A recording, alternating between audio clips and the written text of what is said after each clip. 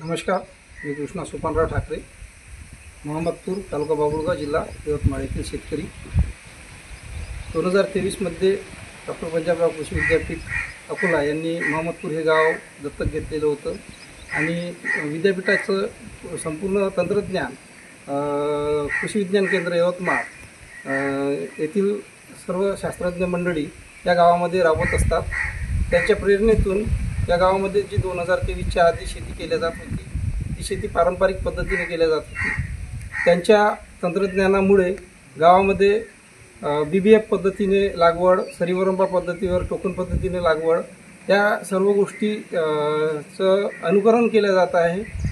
लागवडीआधी बीज प्रक्रिया करणे इत्यादी सर्व गोष्टींचा माहिती येथील शास्त्रज्ञांमार्फत दिल्या जात आहे व त्यामुळेच या गावातील उत्पन्न 2023च्या आधी व आता यामध्ये खूप मोठा फरक आहे. तसेच जे आमचे त्या उत्पादनावर खर्च होत होता तो अर्ध्यावर आणून टाकलेला आहे. त्यामुळे या गावातील लोकांना कृषी विज्ञान केंद्र यवतमाळ यांच्या तंत्रज्ञानाचा भरपूर फायदा होतो आहे. तसेच गावामध्ये विविध प्रकारचे जोडधंदे म्हणून रेशीम उद्योगाकडे या गावाला वळवलेला आहे.